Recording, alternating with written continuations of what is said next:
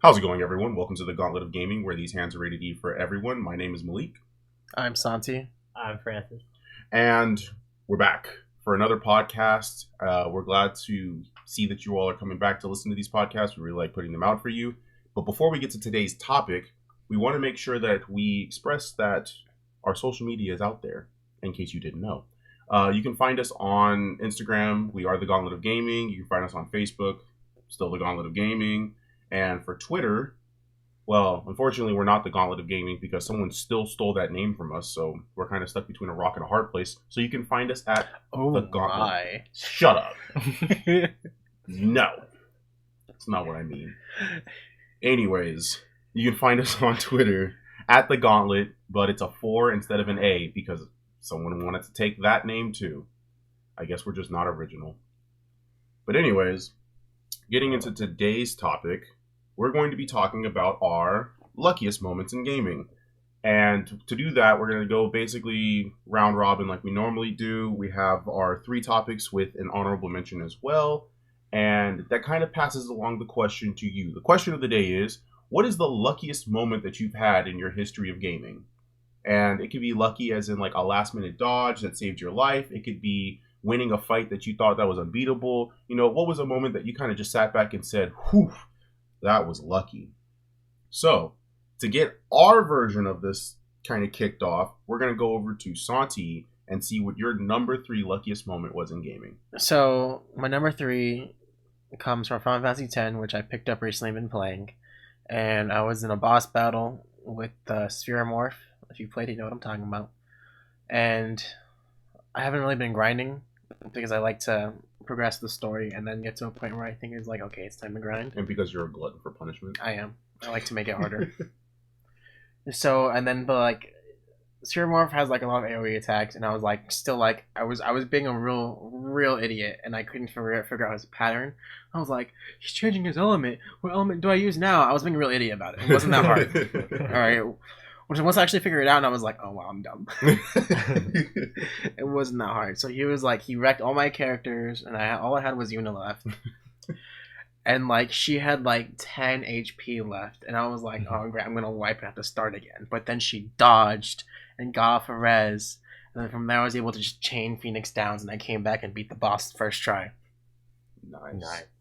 Wait, first try the next time you tried it. No, this is my first try.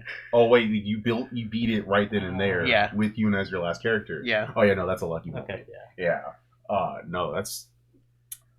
Yeah, I mean with Yuna, hey, Yuna's nothing to sneeze at, but. And then I beat the boss, and I was like, wait a minute, summons are a thing. So yeah, wait, so you forgot about that? I forgot to use summons because like I'll go through I'll fight the battles I have my encounters right, Yeah. but I make sure to switch in all my characters so everybody's getting AP. Yeah, And I just got into the habit of that, and so I was like, I'm not gonna buff the summons so I can make sure everybody gets AP. exactly. And so I get to the boss battles, I'm like, oh wait, summons. So it was luck because you made it harder for yourself. Yeah. That's funny. that happens a lot. You know, we have a saying where I'm from. It'd be like that sometimes. It do be like that sometimes. Or we do that ourselves sometimes. Yeah, we do that to ourselves sometimes.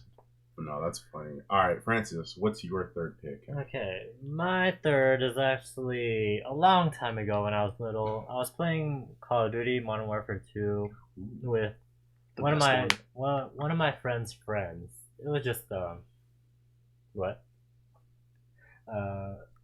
What was it, guys? Okay. Playing Modern Warfare. Oh yeah, 2. actually no, one of my brother's friends. Yeah, that's what I meant. And then basically it was it was a terminal map. I jumped out the window. Map. Yeah. I jumped out the window. He was on the ground, like where the plane is. Yeah. I jumped out. I have a sniper. I pull the trigger and then I get a no scope. That was my first and only no scope ever in a FPS game. That's funny. Oh man, I actually was thinking about adding a no scope to mine, and I sat there and I thought, I was like, I've never no scoped in my life, and it's not because I'm too cool for no scoping. Like I've tried. Yeah. I'm just trash at it. I'm trash at FPS games in general. No scoping is like that badge of honor where it's like I can play this game. I never got a no scope. You just gotta aim in the center of the screen. Or just be lucky like Yeah. you were. Oh You man. just run around with the noob tube and just get Or people yeah. salty at you. Or just do what I do and just always carry a shotgun. So no, that's cool. You got that badge of honor of the no scope, which is a very very important thing. There's a lot of kids nowadays who they don't understand the importance of no scoping back in the day. Like if I recorded that, I would make MLG. Right. Oh man. All right. So for my third luckiest moment, which in the heat of things felt like it was the number one luckiest moment. So back in the day when I played my PlayStation 3, there was this little known game called UFC Undisputed 2010. And me growing up being a fighting gamer, UFC was the closest thing I can get to like an actual human fighting game that wasn't Def Jam or Fight Night. So for me, UFC was a game I put a lot of hours into when I had my PlayStation 3, making my own characters and basically beating up people who I've never met before because back then I didn't watch a lot of UFC.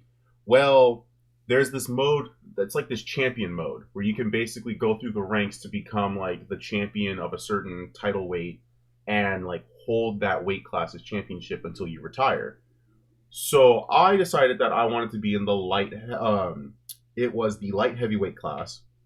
And I'm going through, and my character's whole thing, anytime I play a UFC game, which is just kind of like a spoiler of how I play, I always go with like a kickboxing type of technique where my character very rarely punches except for to open up the defense, and then I keep kicking characters over and over again.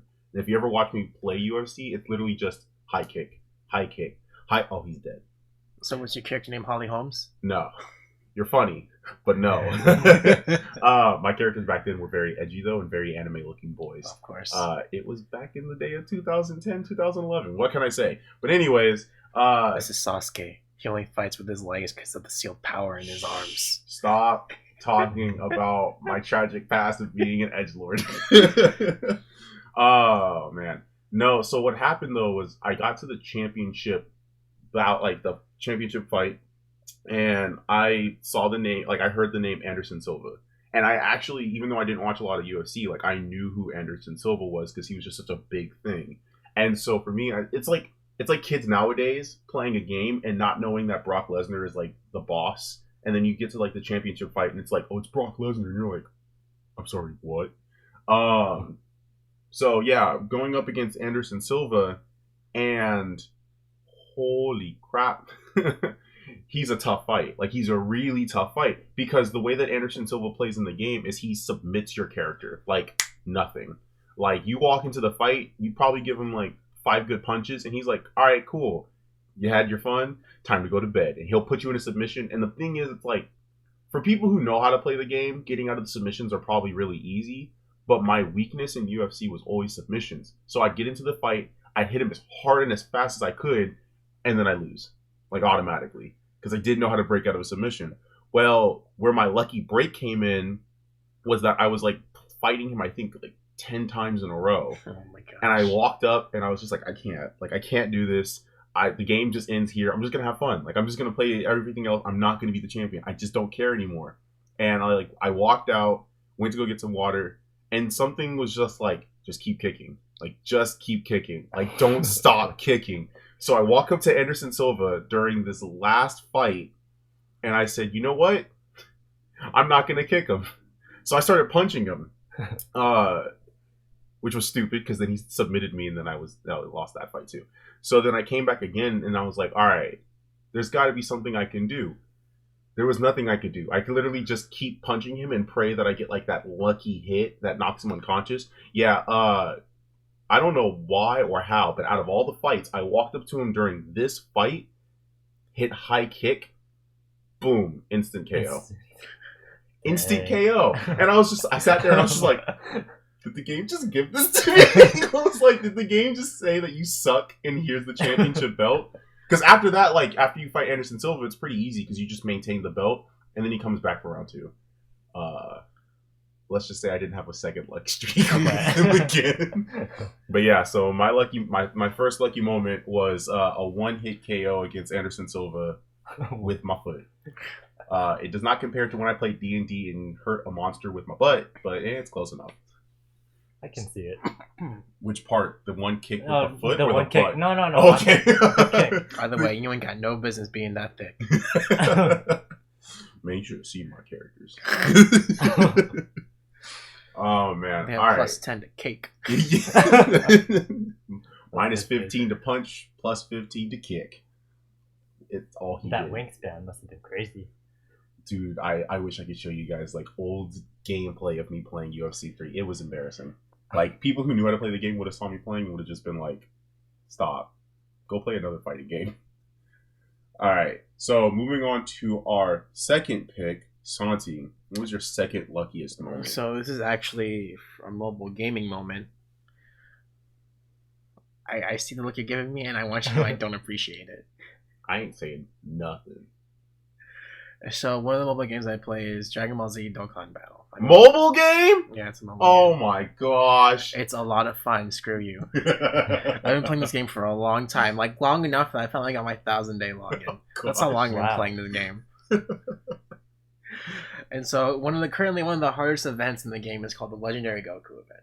Okay. And it's an event that like even people who wail on this game hard have trouble with this event. Like it's that hard. It's a sequence of battles where you fight Goku from his base form all the way up to Mastered Ultra Instinct through all his forms. Okay. And they all have varying types, so you have to take like a well balanced team that can both tank and do damage. Oh, so it's like a boss rush basically? Yeah. Okay. Of the different Goku forms. From Gotcha. base form through Mastered Ultra Instinct. And so once you get to like it's like it's kind of okay and like you can manage it well, but once you get to his Ultra Instinct forms, oh my gosh. It's just game over. It's just like he hits hard and I was like he had one bar left on his last form, his Mastered Ultra Instinct form. And I had like maybe half my health left. Mm-hmm. And I did my turns, I did my rotation, but I forgot to use an item. Oh. What's with you and forgetting things? I've had a lot of head injuries. What can I say? And so he did all his normal attacks on my tank character, but then he supered on my non-tank character, and I was like, "That's it. It's over. I'm done." It took me like an hour to get here, and then, but I didn't lose. I got to the next turn, and I had survived with 1 HP. With 1 HP, 1. It's like something in Worms. Oh man! And I was like, "Praise the Lord!" Yeah. Oh man, no, that's luck. Do you know what the percentage is of people who've actually beaten Master Ultra Instinct Goku? At this point, it's pretty high. There's a lot of people who are like veterans of the game. Yeah. You build the right team, and it's not that hard because the units they're pulling out now are just like they're just absolute monsters. Yeah. So like it's still a challenge, but I wouldn't say it's as difficult as when it first came out. Got you. Were you watching like a lot of YouTubers who were trying and failing too? I don't really watch YouTube for it. I have like one YouTuber I follow, but that's more to see his summons because I'm broke and can't afford to summon on this game. Got you. Free play. Got you. I go on like forums. Okay. To see team builds and stuff. Cool. Yeah, no, it's funny because your story's kind of similar to what my number 2 is going to be, but we'll save that because right now it's Francis' number 2. Okay, this one is for sure luck. I was playing Rainbow Six Siege. Uh-huh. I was the last person. Oh gosh! No. I didn't win the match. Though, I mean, unfortunately, like that. I mean that would have been great, but it's just one of those times. It's like you're aiming down the hallway or through the windows. 2 people just ended up being at the same time. 2 headshots. What? Yeah. Would you say 2 headshots? Yeah, 2 headshots. What? Just lined them up. Yeah. You should got all your ducks in a row. I was just sitting there, angled. Yeah. I just wait. Oh, hello. And that's it. Yeah. I didn't win the match, unfortunately, but I mean, but that's like that's a personal victory right there. Like, not only did you headshot him, but you headshot. I guess I should also count. I got it from like 4v1 to 1v1. You won the mental game. Yeah, that's for sure. You scared them. That's for a fact. Yeah. Oh my gosh! So you go from no scope to just double headshots. Oh, actually, here's another thing that kind of messed it up. I was looking in the right direction. Yeah. But one guy on the mic told me, no, dude, look out the window.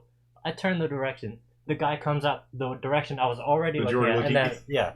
I'm like, come on, man. Just your let me instincts. Yeah, but you never know. No, I mean, with Rainbow Six Siege, people can kind of take over the fight, so it'd be like that sometimes. But no, that's super That's cool. an intense game. That sounds like a really lucky man. I want to say that was skill, but No, I that's think for sure that was luck. luck. Yeah. I think we know that was luck. Yeah, for sure. Oh man. So for my number 2, it kind of harkens on a similar situation to Santi's. Not so much a boss rush, but the absolute final boss in the entire game. So it's no secret that one of my favorite games of all time, let alone one of my favorite fighting games of all time, is Dissidia Final Fantasy Duodecim. Now, Dissidia Duodecim introduces a character, and I've talked about him before, because I think we talked about it during the Final Fantasy Hype and Love podcast, where we talked about like themes, and I brought up the theme Cantate Mortis and God and Fire, which belongs to Feral Chaos, or depending on where you're from, Desperado Chaos. And when I say that this is a tough fight because no other boss in the game no other singular boss in the game requires you to have a party of 5 go up against him. Now, I've seen people who like killed him with their first character, and good job, you guys are fantastic. I admire you all. But I was a young buck who was playing this game and didn't know what I got myself into, because I'm not really big with like super difficult and challenging stuff, because I enjoy story and I enjoy doing really cool stuff. I don't really enjoy the challenge of video games that often. So for me, making the decision to actually go through with the Zero plot and fight Desperado Chaos or Feral Chaos was insane. Well, what had happened was I took my team of characters, of course consisting of characters who are edgelords that I really love and I think that could win. Cloud being my lead man, that was a mistake. Rest in peace, Cloud. Rip my boy. Yeah, rip my boy. Look at how they massacred my boy. But looking back, I'm kind of glad I didn't use Cloud as my anchor, because this would have made things so difficult. So what made things lucky was that Desperado Chaos, Feral Chaos, I'm just going to call him Feral Chaos, he basically whacked through the first 3 members of my team. It was just like, cool. I tapped him for like maybe, I want to say 10% of his life, and then he's like, whack, you're dead. Whack, you're dead. And you, go ahead, just tap me. And then I would like hit him with something. Like, I think I would hit him with the limit, not their limit break, but like their special move. And he'd just like wipe it off and just be like, all right, cool, now you're dead. So my 4th character, I believe, was Lightning. And Lightning was putting up a good fight. Like, Lightning got him down past half of his life. And I was just like, how? Like, I don't even like Lightning as a character. And in Dissidia, like, she's cool, but she's not my favorite one to play as. But somehow she managed to pull this off. And then she dies. So I'm left to my 5th character, Squall Leonhardt. Squall. And the thing about Squall, like, I deliberately chose Squall as my anchor because he has a move where he basically auto tracks to where the enemy is. He lights up his like ring of shots, and then he fires at the person. And granted, like, Feral Chaos can dodge and he can block and all these other things, but when I use this move, very rarely did he dodge out of it. So I was like, okay, cool, I have a rhythm going. And then he stopped not evading. Like, that was a double negative, but he started evading again, and I was like, oh no, this is where the game ends. And he started thrashing on Squall, and Squall was just falling apart. But luckily, like, I would dodge, I would block, and I'd be able to fight back. And then he activated his special move, which is basically a world-ending event. Like, Sephiroth has the supernova. Feral Chaos literally, like, I'll have to show you guys after the podcast. Feral Chaos literally just blanks out existence. Like, he Thanos snaps the character. And I kid you not, he snaps, like, he kills you so hard that, and I think I've described this, but he kills you so hard that it's almost as if a TV screen turned off. Like, that's how his thing finishes. He basically snaps the game off. All F4s. Yeah, he basically just kills the game. But luckily, Squall had an accessory on that upon death, instead of dying, he got 1 HP. And I don't know how I clutched this, but with the luck of that accessory, because I forgot I had put it on there, so I pulled a U, and I forgot that things existed. But without recognizing that it was there, I was like, wait, oh my god, Squall's alive! And I just dodge, fire, dodge, fire. And he was about to slam, and I don't know how this happened, but Squall's attack countered it and killed him. What? It countered and killed. And I was sitting there, and I kid you not, dropped my PSP onto the bed, laid down, and I was just like drenched in sweat. Like I had to take my shirt off, and I later on had to put on a new shirt because I was drenched in sweat. I could not breathe. I thought I was going to have a heart attack. And I just sat there, and I was just like, I don't even like Squall, but he came in the clutch with the 1 HP. And I was like, oh, crap. Like, it's one of those things where you just don't forget how you beat a certain boss. Because it's like, he's hard, he's very difficult. But somehow, some way, not only did I beat him with a Final Fantasy VIII character I don't really care too much for. Like, Squall's cool. I love his aesthetic. He's edgy AF, and I love his blade. But he's not Cloud, and he's not Sephiroth. But somehow, this edgelord from Final Fantasy VIII came in the clutch with 1 HP and killed the hardest boss in the game. And then made him playable. So I was just like, oh, this is fun. Until I was disappointed at the fact that they nerfed Feral Chaos. Rip. It'd be like that sometimes. But yeah, no, that was my number 2. And it would have been my number 1, but there's something that's a little more lucky than that. So before we get to our number 1s, let's go ahead and run through some of our like honorable mentions, and just like the one honorable mention that we may have of a lucky moment. So Santi, what do you got? Winning with Jigglypuff in Smash. Just in general? Just no. It was one time. It was 3 of us. So me, Malik, and Francis. We were playing Smash, and I was just like, I was trolling with Jigglypuff. I usually play Jigglypuff to troll them because they hate it when I do that, and Yes, it's we do. hilarious. It's the worst. I love it so much. I suck at wrestling people, but I still do it some. And it Well, it gives me life. You have technique to it. It gives me life. He has luck. And so like Francis and like Malik were like one-on-oneing, and I'm just kind of like this annoying insect on the edge, just tapping them. And then it was at one point where their hitboxes were perfectly lined up, and they were both on one stock, and I got rested both of them at the same time in one. I still don't like that moment. Wait. When was that? That was a while ago. It was a while ago. Yeah, it was a pretty while ago.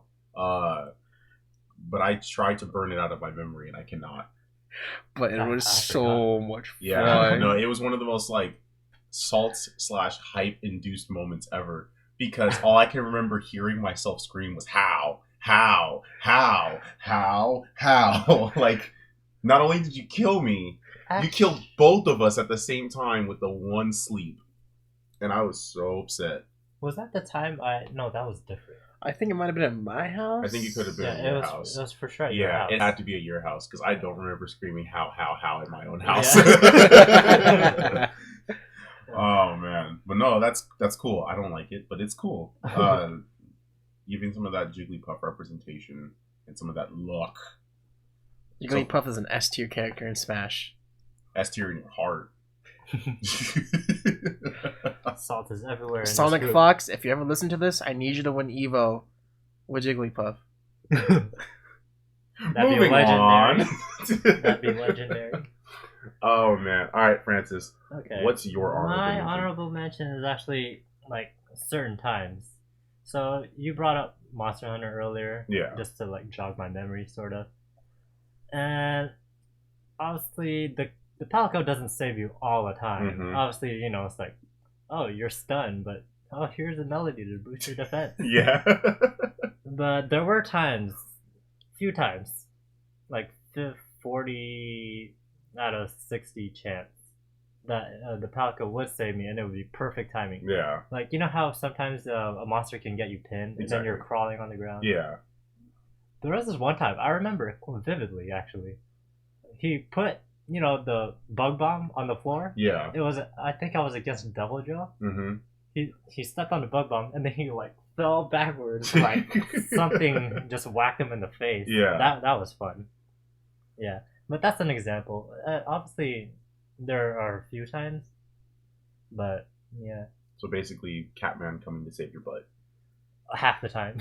Yeah. Yeah, that's why it's... I didn't know your Palico was Adam West. No, like literally, his Yeah. Palico's name Yes. is Catman. Catman. Yeah. We need to play Monster Hunter on PS4 again. Oh my gosh, we do. We really do. I will help both of you. So that way we can get more lucky moments for a list. Oh, yeah. Oh, that's cool. My honorable mention. So Santi mentioned something where he basically attacked me and killed me. I'm gonna mention something where I attacked and killed him. Oh boy, here we go. So, as you'll soon notice, Santi and I love playing a lot of Dragon Ball FighterZ. It's kind of like our brothers game that we always play against each other, and we go hard. Like Dragon Ball FighterZ, we're not the best. We're not Evo level, but we sure go hard. And excuse me. One thing that happened, and this was before I knew that fighting games, when they would update, they deleted your saved replays. So I never saved it to my console.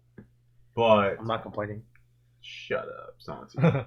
You're just salty. I am still salty about this. Salt is everywhere. So, what happened in this fight? I can't remember who our other characters were. I'm sure you had like Trunks, Beerus, and Teen Gohan. At the time, because this is when Fighters first came out. Yeah. So at the time, my A team was Super Saiyan 2, Gohan, Trunks, and Beerus. Okay. And then I don't know why I chose this team, but I can't remember. It's one of the times when you were cheesing me with 16. Did I have? Oh my gosh! So it was probably 16 Super Saiyan Blue Goku, Super Saiyan 1 Goku. I'm not entirely sure. All I know is Super Saiyan Goku was involved. And basically what happened in this fight was that we were both down to our final characters. I had Super Saiyan Goku, and he had Super Saiyan 2 Teen Gohan. And basically we were in the clincher, like mere pixels away. It would have taken me a miracle to be able to come back and fight Santi. And I think I had exactly 3 bars. And Santi was fully stocked. Like, he had bars for days. Like, he could vanish, he could hit me with level 3s, he could wreck my house. And I made the foolish decision, mid-air, to chase after Santi, knowing full well that all he had to do was a down 4, and I would have been out for the count. Somehow, some way, when Santi activated Teen Gohan's level 3 super and was about to father-son Kamehameha me into like a new existence, I managed to input my level 3 teleportation Super Saiyan 3 Kamehameha, pixel perfect timing. And as soon as you see the flash of the pixels about to hit Goku, he pops out, goes behind Gohan, and with all the rage in Santi's voice, you hear him screaming, "No!" as Goku lights up Gohan and ends the fight in a destructive finish. It was one of the luckiest moments I've ever had fighting against Santi, because the fact that as I'm sitting there watching Gohan's animation, I was just like, I'm gonna lose. This will be it. This is the end. And somehow I managed to be lucky enough to pull out the command. Because sometimes in Dragon Ball FighterZ, like, you'll input a command and it does not come out immediately. And it just gets really infuriating sometimes. Like, I don't blame the game. I think I just suck. But this just happened to be one of those times where I inputted it just the right moment. And we end the fight. And I remember this was an online fight too. And Santi at that moment was like, I'm done. I'm done for the night. I'm not playing anymore. He gave up after that. I rage quit. Yeah. Because that was like our 4th or 5th best of 3. Yeah. And like in that matchup, we both had, it was 1-1. Yeah. And so this was like the final match. Exactly. It was the grand finals. Which it always comes down to this. It always comes down to a 9-9 fight. It does. We have to find out. Like I don't know why this always happens, but it always happens with Malik takes an early lead in our matchups, and then I eventually catch up, and it comes down to us basically being tied, and all the previous matches meaning absolutely nothing because we're tied. Oh my gosh. You know what it is? I get cocky. You do. I take the lead and I'm like, you know what? I want to win with a fun team, and then I lose. Because I always choose Jared for some stupid reason. But yeah, so that was my lucky moment. That was my honorable mention for one of my lucky moments. Because it was a fun one. It wasn't one of those like dire situations. So now it's time to close out with the number 1. What is the most luckiest gaming moment that you've ever had, Santi? Okay, so this is a Borderlands 2 thing, and this was in the I think the first DLC, Captain Scarlet, in the Pirate's Booty or whatever they called it, right? My least favorite DLC, but also the one with my luckiest moment. So everybody, for people who know, the last boss in that DLC is like this big old Leviathan thing, and then once you beat them, they give you access, this one-time access to this loot room. Mm-hmm. And a while after that came out, like there's this way you could glitch into the loot room, Mm-hmm. but this wasn't that glitch. I was leading up to the boss fight, right? And I was somehow like in the final boss area, or no, the starting area that you can glitch through and to get into the boss area. So you go in, and like I was fighting enemies, and then they threw a grenade at me. Yeah. And then blew up, and I don't know what happened, but like it blasted me through the wall. Mm-hmm. So like I completely glitched through the wall and just flew through the entire map into the loot room. Wow. Oh my god. Straight to the loot. Wow. What? That's interesting. Yeah. Oh my god. And so I was like, I ain't even mad. And because of the way Borderlands 2 works is when you save and quit, chests and everything refreshes because it's a looter shooter. Mm-hmm. And so I was like, all right, let me just nab all these chests. And because it was the boss loot room, all these chests had a super high chance of having a legendary in it. Yeah. So I got like 5 legendaries out of it, and I was like, cool, I'm all geared up for the boss fight now. Perfect. Jeez. That's perfect. Yeah, no, that is luck to the highest degree. Especially in a looter shooter too. Like, yeah, no, that's some high level luck right there. Man, Borderlands 2 has a lot of like crazy glitches, and like most of them are like intentional, found out by the players. Yeah, but that one was just like it just happened. What is even happening? I'll take it. Yeah. Oh man. All right, Francis, what's your number one? Remember that time we were playing Smash? You mean like every time we play Smash? Yeah. Well, this one time we were playing at Santi's house. Why do these always happen at my house? Yeah. I don't know. Does it involve Hake Hill? No. Okay. Thankfully not. But you were Ganondorf. It Yeah. was. I was the last one. You took out everyone else. Which is part of the course. And then we both had one stock. Yeah. You grabbed me. I don't like where this is going. And then you threw both of us down the map. Yeah. But you lost a life. Oh, Which led to my win. I remember this so Yeah. vividly. And then it led to you chugging a bottle. That's my Remember? gosh. Yes, The bottle. I remember. Oh this wait, now. that was my birthday, That's- wasn't yeah. I think so. It was Santi's birthday, and I remember this now. Oh my gosh, it's like I just got flashed with like previous existence. Oh my I'm gosh. actually surprised I didn't remember that. So the issue was that I had forgotten that we were playing Smash Ultimate. Smash Ultimate now had the suicide counter, which meant that certain characters who tried to kill themselves, they would die before the opponent would die. Ganondorf unfortunately happened to be one of those poor morsels where when you did the mid-air grapple and went down, I died before Francis died, and I completely blanked out on that. And the reason why I got mad wasn't because I died. The reason I got mad was because mid-air, as he grabbed you, Yeah. I realized we're playing Smash Ultimate, and I was just like, Ganondorf, no! And the best part is that we were trying to pressure Malik into finishing off this bottle, and Malik was like, "No, I'm not doing it." And he was like, "You know what? All right, fine, I'll do it if you guys can beat me in Smash." And then he played himself. That was perfect. Note to self: never use Smash Bros as a bet. You suck at that game. Noted. You're telling me. Oh man, no, that was a lucky moment, Yeah. and that was unlucky on my part. that was highly unlikely or highly unlucky on my part. Oh man, well, that brings that back to me with probably the luckiest gaming experience I've ever had in my entire life.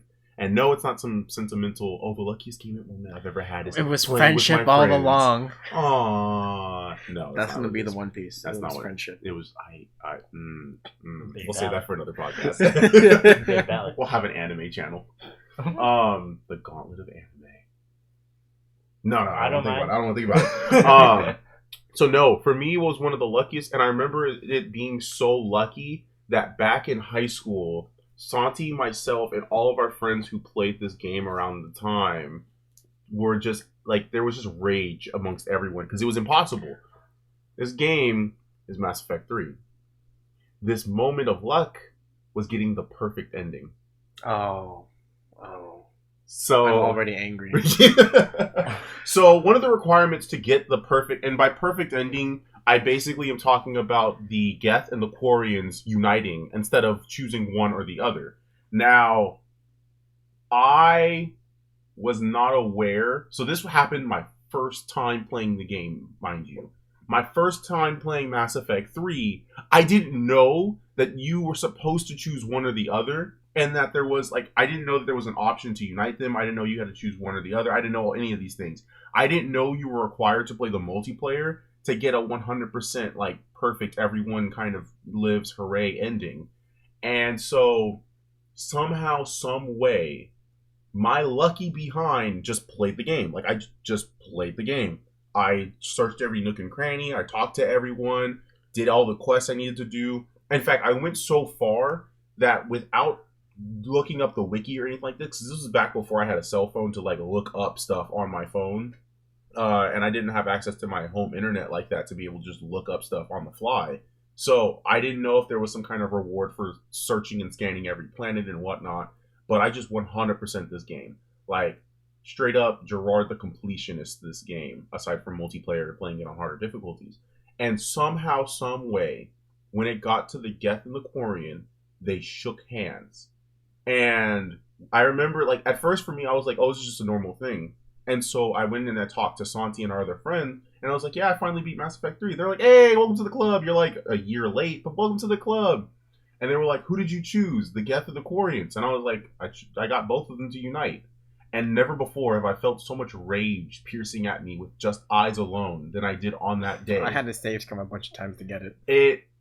It was insane because I didn't that's when they told me, like, no, dude, like that's really difficult. Like, you have to play the multiplayer and you have to do all this. And I was like, dude, I didn't even have an online pass to play the multiplayer because I got Mass Effect 3 pre-owned, which means I didn't get the multiplayer code. And to find out that this actually happened, right? So that's what made it lucky for me. It was like, this is my first time playing the game, somehow made this happen, and everyone was mad. And I hold that pride. I hold that to my heart with pride that my first time ever playing Mass Effect 3, I kept everyone alive.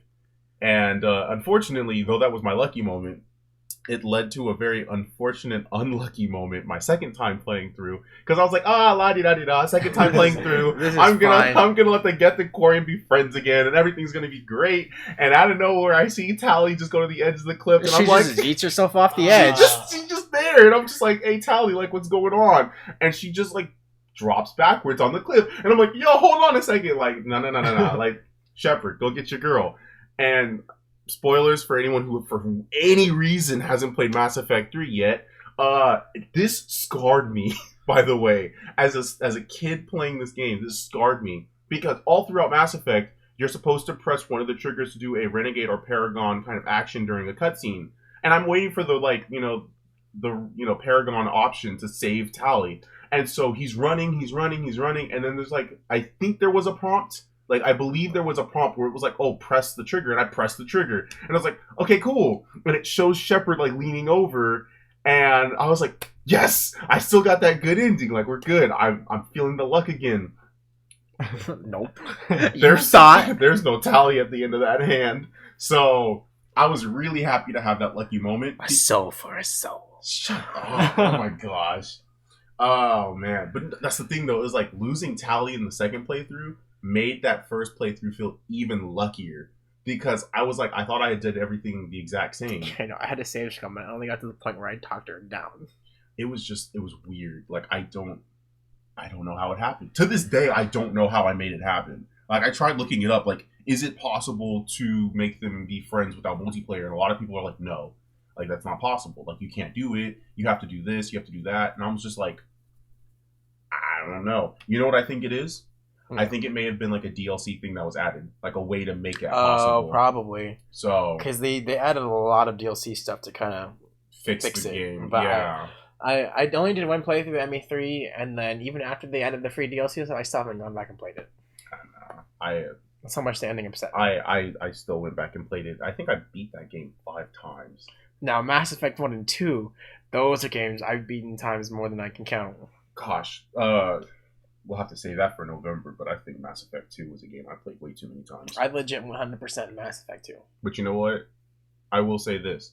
I didn't want to say it for my actual number one because it was very corny and very cheesy. But I think, truly, honestly, my number, like, 0.5, so I can't say 0 because it kind of makes it have no meaning, but my 0.5, right above my one, greatest gaming luck, like, it was the greatest luck I could have with gaming, was the luck to be able to play games with the friends that I have. You do care? That's it. I'm ending the Gauntlet of gaming. See, the One Piece was friendship all along. Oh my gosh. I'm going to regret saying this. back. I'm going to regret saying this in a podcast. But yes, the luckiest thing that could happen to me in gaming was having the friends to play these games with, because growing up playing games by myself, it kind of just felt like an escape. But as I got older and I actually learned what friends really were and was able to enjoy playing games with them, I realized that what made it such a lucky thing is that there are many people out there who they don't play with people, they play by themselves, and they end up being salty, hate-filled people who are just always ragging on others.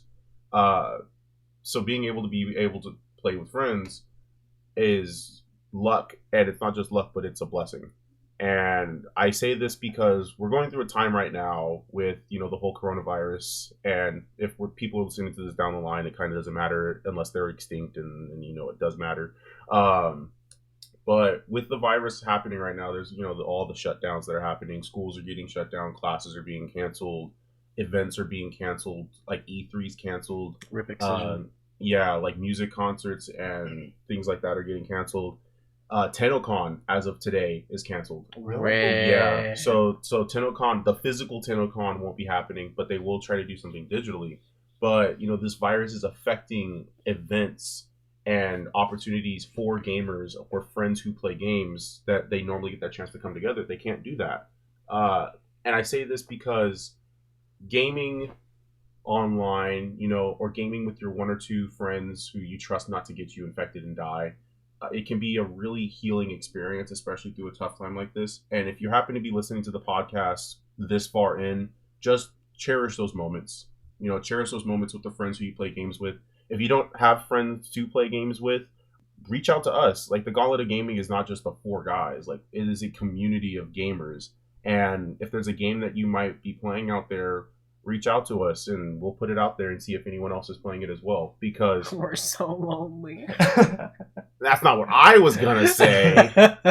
But what I was going to say is that we don't want to forget that video games can be a way to help bring a community together. It can help heal people. And whether you think of it as an art form or not, it is a way to basically show expression in a time where we're being restricted to where we can physically be. So just look at what Max did with Bring Back KI. That was insane. All the crazy things that can happen with video games. That's just one of them. But yeah, I mean, that's all I have to say. Do you guys have anything else to add? While we're on the topic, I'd like to publicly thank you guys for letting me join your group. Don't make me cry. I'm gonna make you cry. Stop. Not yet. This isn't a Pixar movie, for goodness sake. We have to wait for the 100th podcast, and then we can make each other cry. We have to live stream the 100th podcast. If I have good internet by then. I'll bring. I mean, that's going to be like in 4 years if we keep the current schedule. I don't think so. I have an idea. Oh God, here we go. I'll talk about that after the podcast. But I guess I gotta say I am thankful for this podcast. And it's like podcasting and like recording gameplay was something I've always thought about doing, but never really had like the means or knowledge to execute on. And when Mike brought it up and was like, let's do this, this is happening, and I already have all the equipment, and I was like, all right, this is awesome. Yeah, I guess you guys are pretty lucky to have me. That's my one selfish moment I'll ever get in my life. I am a blessing on all you fools. Oh, man. So, with that being said, and all the mushy stuff out of the way, Don't panic. You said don't. Yeah, don't panic. Please don't panic. Don't let the hysteria get to you. Don't let the paranoia get to you. Just help each other out. Wash your hands and don't touch your face. Yeah. Take a shower. Come on, we're gamers. We're not. You're nasties. Gremlins. Jeez, take care of yourselves. Personal hygiene. Gosh. With that being said, I can smell you guys from here. Without touching anyone, my name is Malik. My name is Santiago. I'm Sam. What? Give it. Who are you? I'm friends. Gosh. I was doing an iCarly thing. I'm so done with you. This has been the Gauntlet of Gaming, and these hands are rated E for everyone. Rated E for coronavirus.